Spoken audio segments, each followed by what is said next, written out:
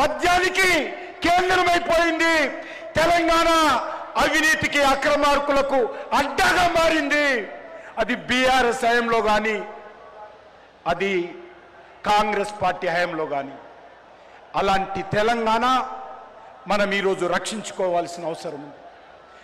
తెలంగాణ ప్రజల భవిష్యత్తు అంధకారం కాకుండా చూడాల్సినటువంటి అవసరం ఉంది. మన భావి భారత పౌరుల భవిష్యత్తు రక్షించుకోవాల్సిన అవసరం ఉంది. అందుకే ఈరోజు మనవి చేస్తా ఉన్నాను. చాలా మంది అంటారు 8 మంది గెలిపించాం కదా కేంద్రం ఏమిచ్చింది అని. బీజేపీ ఎంపీలు ఎన్నిచ్చారని పదే పదే విమర్శిస్తుంటారు. కారు కూతలు మాట్లాడేటువంటి వాళ్లకు, చేతి కూతలు మాట్లాడేటువంటి వాళ్లకు, అవినీతి అబద్ధాలు మాట్లాడేటువంటి వాళ్లకు, ప్రజలను తప్పుదారి పట్టించేటువంటి వాళ్లకు నేను ఈ సందర్భంగా మనవి చేస్తా ఉన్నాను. భారతీయ జనతా పార్టీ ఏదైనా హామీ ఇస్తే, ఏదైనా గ్యారంటీ ఇస్తే ఆ గ్యారంటీని అమలు చేసేటువంటి మోడీ గ్యారంటీ ఈరోజు దేశంలో తెలంగాణలో కూడా ఉంది.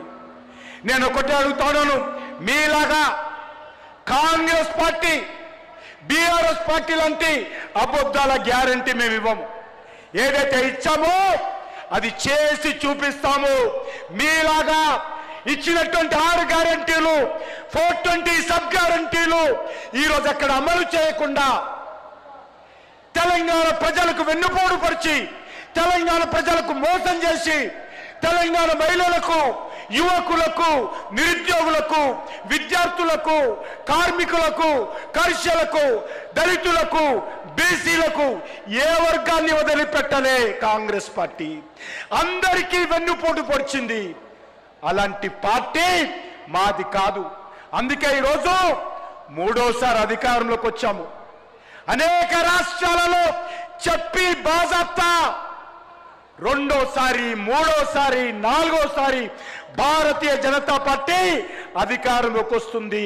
21 రాష్ట్రాలలో మోడీ గారి నాయకత్వంలో భారతీయ జనతా పార్టీ ప్రభుత్వాలు ఉన్నాయి. నేను కాంగ్రెస్ పార్టీ అడుగుతా ఉన్నాను, ఈరోజు ఈ యొక్క మీరు మీ పార్టీని ఏమన్నారు? మీరు కాంగ్రెస్ అంటే ముస్లిము, ముస్లిం అంటే కాంగ్రెస్. ఇది ఈరోజు కాంగ్రెస్ పార్టీ ఆలోచన. అందుకే ప్రజలారా, ఈ కాంగ్రెస్ పార్టీ అంటే ముస్లిం, ముస్లిం అంటే కాంగ్రెస్ పార్టీ, కాంగ్రెస్ లేకపోతే ముస్లింలు. నేననేది కాంగ్రెస్లో హిందువులు ఉండకూడదా? కాంగ్రెస్ పార్టీకి హిందువులు ఓటేయలేదా? ఎందుకు ఈ రకంగా దిగజారుతున్నారు ఓట్ల కోసం? ఈరోజు చెప్తా ఉన్నారు ఎస్ఐఆర్కి ఎత్తుకోవాలి. ఎవరి మీటింగ్లో చెప్తున్నాడు? ముఖ్యమంత్రి ముస్లింల మీటింగ్లో చెప్తా ఉన్నాడు.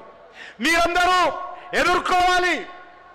రాజ్యాంగబద్ధమైనటువంటి ఎలక్షన్ కమిషన్కి వ్యతిరేకంగా ఒక ముఖ్యమంత్రి వాళ్ళని రెచ్చగొట్టే విధంగా ఒక మతానికి సంబంధించినటువంటి వాళ్ళను అబద్ధాలు మాట్లాడుతూ మోసం చేస్తూ ఈరోజు రెచ్చగొట్టేటువంటి ప్రయత్నం చేస్తా ఉన్నారు.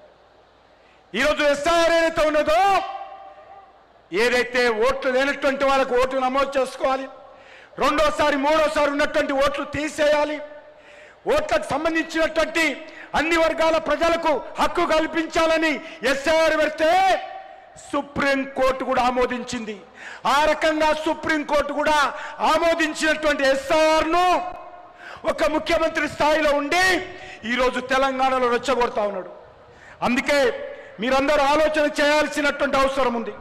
నేను ఒకటే మనవి చేస్తా ఉన్నాను, ఈరోజు తెలంగాణలో గత 11 సంవత్సరాలుగా, అంటే ఈ సంవత్సరం ఇంకా లెక్కలు రాలేదు, 12వ సంవత్సరం లెక్కలు రాలేదు, గత 11 సంవత్సరాలుగా 12 లక్షల కోట్ల రూపాయలు తెలంగాణ రాష్ట్రంలో నరేంద్ర మోడీ గారి ప్రభుత్వం ఇచ్చింది. ఈరోజు మీ అందరికీ మనవి చేస్తా ఉన్నాను, రాష్ట్రాలు ఆర్థికంగా బలంగా ఉండాలి, రాష్ట్రాలు ఆర్థికంగా శక్తివంతంగా ఉండాలని డెవల్యూషన్ ఆఫ్ ఫండ్స్ ఏవైతే ఉంటాయో 32% నుంచి ఏకకాలంలో 10% పెంచి ఈరోజు రాష్ట్రాలను ఆర్థికంగా పరిపుష్టం చేసేటువంటి ప్రయత్నము ఈ దేశ చరిత్రలో మొదటిసారి ఇంత పెద్ద ఎత్తున డెవల్యూషన్ ఆఫ్ ఫండ్స్ ఇచ్చినటువంటి చరిత్ర నరేంద్ర మోడీ గారి ప్రభుత్వాన్ని. ఓ కాంగ్రెస్ పార్టీ నాయకులారా, మీ ముఖాలకు ఎప్పుడైనా ఈ 10% ఒకేసారి పెంచారా? ఈరోజు అడగాల్సినటువంటి అవసరం ఉంది. తెలంగాణలో జాతీయ రహదారులకు 1,85,000 ఎవరు ప్రభుత్వం ఇచ్చింది చెప్పండి? మోదీ సర్కార్ ఇచ్చిందా, కాంగ్రెస్ పార్టీ ఇచ్చిందా? 1,85,000 ఎవరిచ్చారు?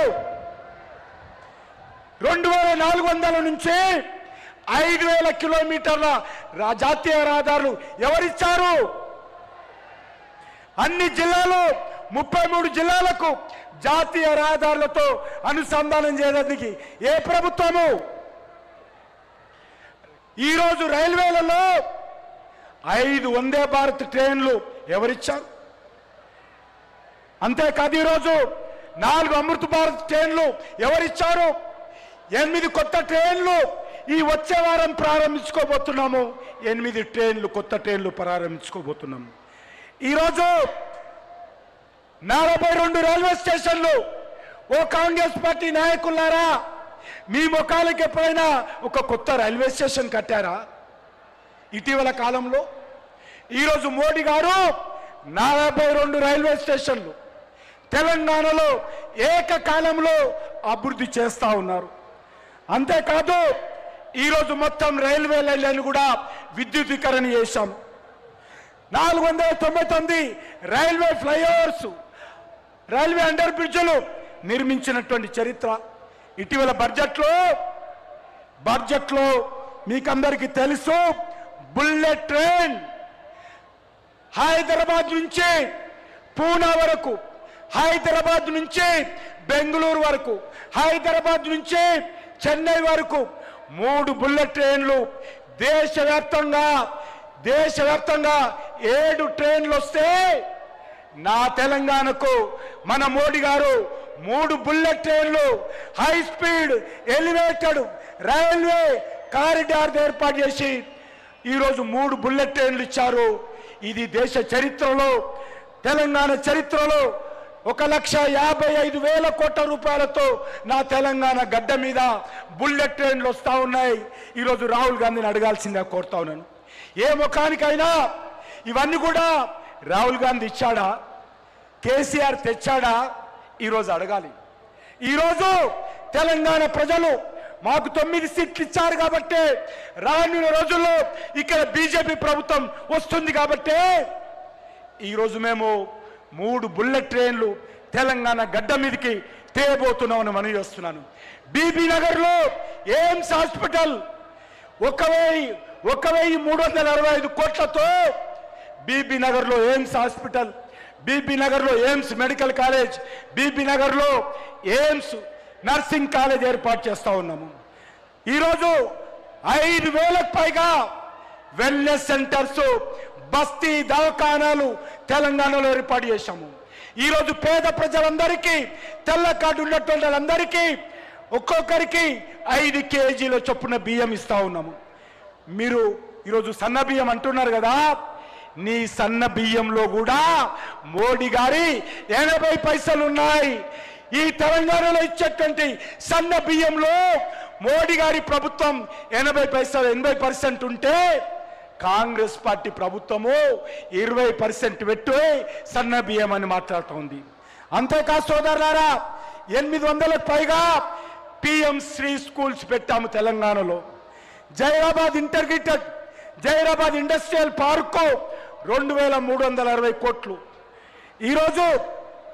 ఈరోజు వరంగల్లో మెగా టెక్స్టైల్ పార్కు ఈరోజు మోడీ గారు వస్తుంది. రైల్ మ్యానుఫ్యాక్చరింగ్ యూనిట్ వరంగల్లో మోడీ గారు పెట్టారు. రామగుండంలో ఎరువుల పరిశ్రమ 6,500 కోట్లతో మోడీ గారే భూమి పూజ చేశారు, మోడీ గారే ప్రారంభోత్సవం చేశారు.